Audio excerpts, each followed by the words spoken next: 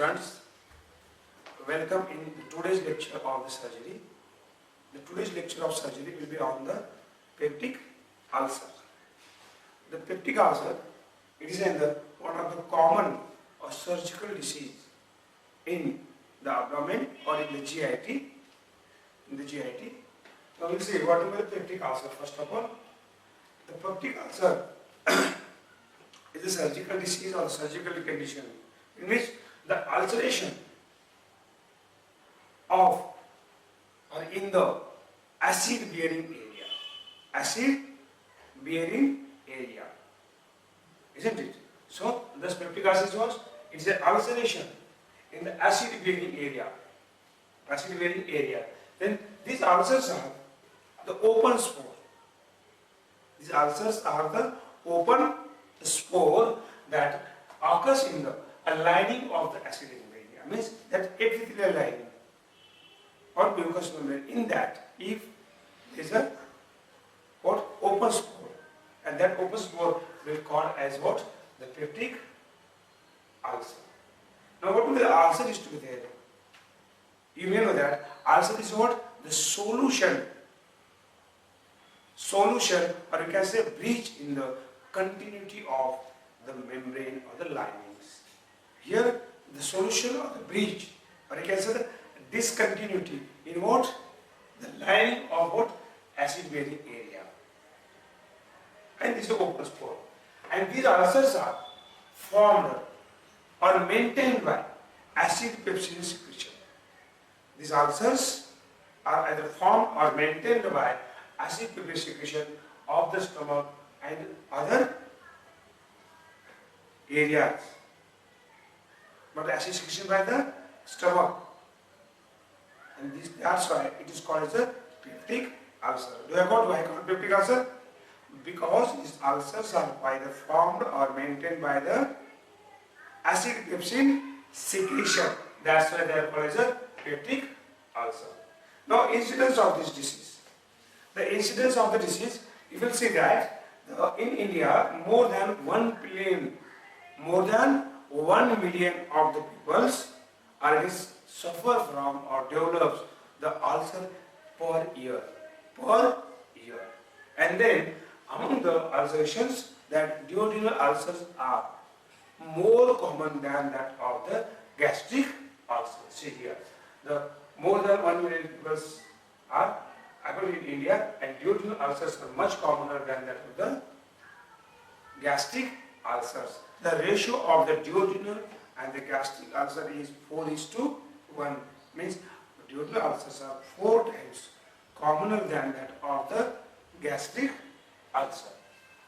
And as incident in the sex, if you compare with the sex, these ulcerations are more common in the male than that of the female. Various factors may be responsible. We will see that in etiological factors, what factors makes it poor in the males are there, isn't it? And and both gastric and duodenal ulcers occurs in the male are there, isn't it? So it's an incidence. Do you understand this? Incidence, more than 1 million of the cases are found in India per year. And duodenal ulcers are much commoner than the gastric ulcers. And in between the sex, in relation to the sex, the males are more prone or more commonly get the peptic ulcers are there. Then the sites, what are the common sites are there? As I said already, it occurs in the acid bearing area, but common sites are other sites where occurs. These are the number 1, stomach, second, duodenum, that is the first part of duodenum,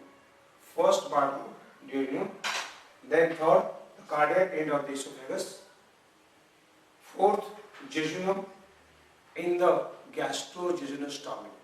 Gastrojejunal means what? Where in case of either the duodenal ulcers or in case of the duodenal carcinoma or duodenal perforations or duodenal atresia, whatever the real causes are there, for the surgery is performed and where the stomach is directly connected or anastomosis with the jejunum. In such cases, the jejunum which connected with the stomach is exposed to the acid, where the acid directly passes from stomach into the jejunum and there is the ulcer. ulcers. So that's why the jejunal ulcers at the site of the gastrojejunostomy in case of the surgery or after the surgery. Third, last one, fifth one is that the Meckel's diverticulum. Meckel's diverticulum, which is remained into the small intestine. There also asymptotic secretion cells are there, which go into the ulcers sometimes. Among these five, the first two sites. Among these five, the first two sites. Which one? One is the stomach, and second is the first part of duodenum, are the common site. May of course in the second part also there, but as you can see, duodenum there. Isn't it? Then next, types of the peptic ulcers. Types of the peptic ulcers. Primarily, the peptic ulcers are classified on the basis of two factors. One is site of the occurrence, and second is duration. On the basis of the site of occurrence, this is in the chart are there, according to sites, the peptic ulcers are two types, gastric ulcers and the duodenal ulcers. I have taken only two types according to site. According to site, there will be the five types are there. But remaining three, which one? At the lower end of esophagus, jejunum and the Meckel's diverticulum, these are not common site. May occur there, but these are very common site where the peptic ulcer occurs frequently. That is what? Gastric and the duodenal ulcers are there. These are according to site. Then according to duration, the peptic ulcer classified into two groups are there, which is acute peptic ulcer and the chronic peptic ulcer. Here, the gastric ulcer means the ulceration occurs in the stomach, and duodenal ulcer, it means the ulceration occurs into the duodenum. While according to duration, acute ulcers, the ulcers which are recent one of the short duration, and the chronic ulcer are the ulcers which are standing for a long time. Isn't it? So these are chronic ulcers. Next one. Further one, the sites of the gastric and duodenal ulcers are there. As already we have seen, the common sites are the stomach and the duodenum. Ulcer in the stomach are the gastric ulcers are there. But in the stomach, where does it occur? Which is the common site in the stomach? Which is the common site in the stomach? So acute ulcers. First one, the acute ulcers, they can occur at anywhere in the stomach. They can occur at anywhere in the stomach, while duodenal ulcers is most commonly occurs in the first part of the duodenum.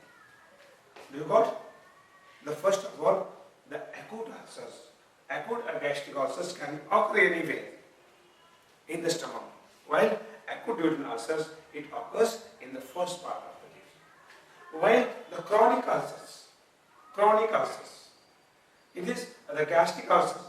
It can occur where? Lesser curvature, pylorus and the greater curvature. But most common it occurs or frequently occurs at the lesser curvature, because this lesser curvature is a common site of the insult by the food or the trauma, and it develops there most commonly. Second, the pylorus. The pylorus is also common where all acid from the stomach goes and reaches into the pylorus, will cause irritation of the pylorus.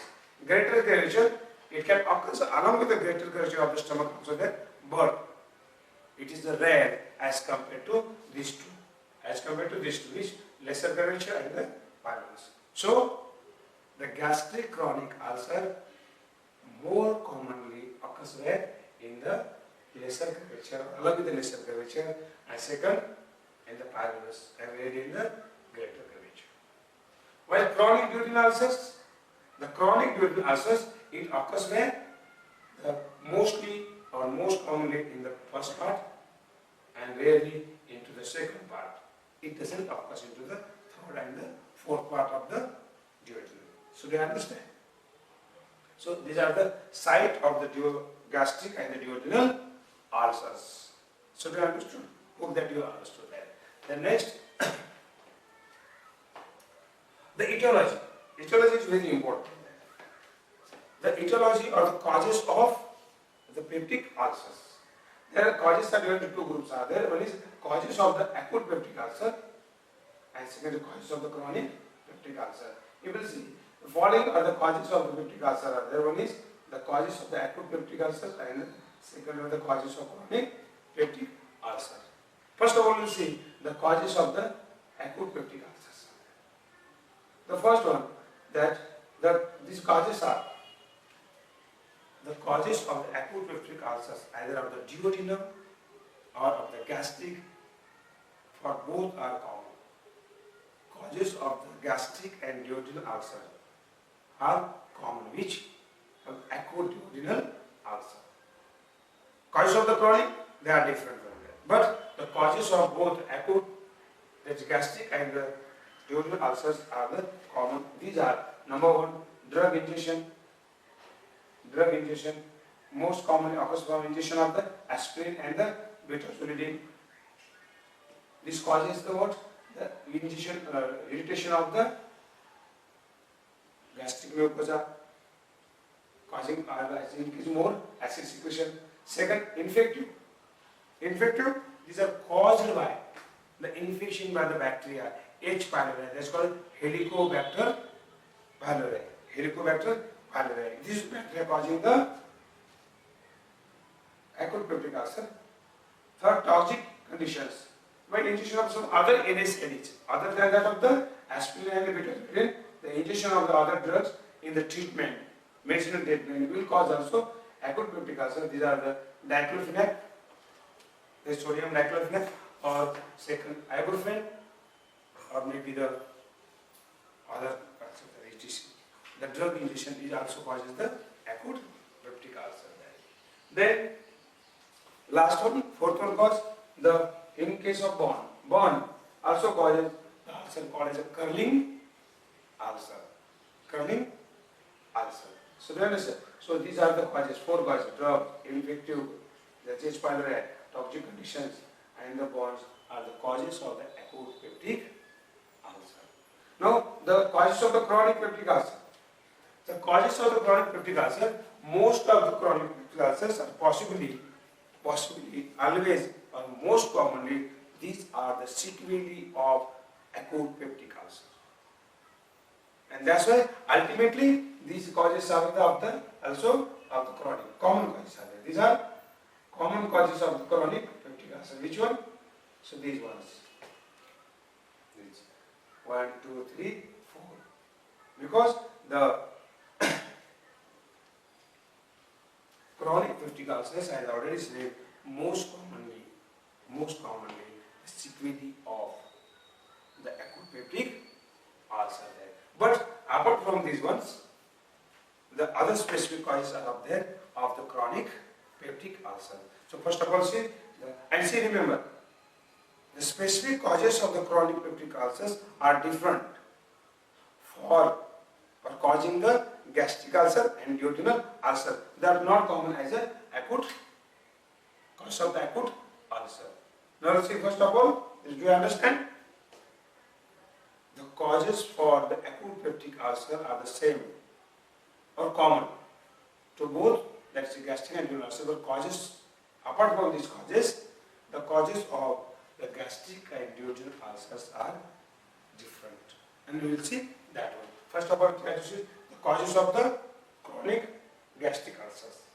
See, chronic gastric ulcers has to be assumed that it will occur due to the hypersecretion of the acid pepsin or acidity there. No. If acidity is persistent, the gastric ulcer develops. But the gastric ulcers more commonly develop due to the lower or decreased resistance of gastric mucosa to the acid pepsin secretion. Actually, acid pepsin secretion is a continuous process of secretion in the stomach. It doesn't cause ulceration usually, but when there is a lower or decrease the resistance of the gastric mucosa, then there is development of the ulcer. This is the main reason behind the development of the gastric ulcer. While in the duodenal ulcers, it is a contrast, and these are developed mostly due to increased acid secretion. Do you understand? Now, what are the causes are there? So, the hyperacidity is less cause than that of the lower mucosa. Here I go here that. So this are due to the lower gastric here, lower gastric resistance to digestion. Do you understand? Then we will see what are the causes of the chronic gastric ulcer. The causes of the chronic gastric ulcers are there, isn't it? And these are the factors. They are causing what? Lower. They are causing the lower resistance, isn't it? And these factors are, number one, dietary deficiency. In dietary deficiency, the first one is the protein deficiency, especially hypoalbuminemia. Hypoalbuminemia is a cause of the peptic ulcer. Then second, vitamins. Certain vitamins, they are also responsible for causing the chronic gastric ulcers, especially vitamin C deficiency and secondly vitamin D deficiency. Vitamin D deficiency, if there is vitamin C deficiency there, after the irritation by any other factors of that of the gastric mucosa, the healing doesn't take place. And for that healing, we require the vitamin C. And the vitamin C deficiency will cause the gastric ulcer, chronic gastric ulcers. Second, vitamin D. Vitamin D deficiency also leads into the chronic gastric ulcer because the vitamin D is essential for the restrict the growth or infection of the H. pylori. H. pylori. H. pylori, Helicobacter pylori, that will be controlled by the vitamin D. So thus, the two vitamin deficiency, mainly vitamin C deficiency and secondly vitamin D deficiency, will lead into the development of chronic gastric ulcer. Do you understand? The next one group of the cause, trauma and irritation.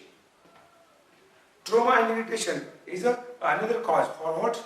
The development of the gastric ulcers are there, and they are divided into three groups are there. One is food, second is alcohol, and third is smoking and the tobacco. The first of all, the dietary aid. That's what? Dietary aid. Foods.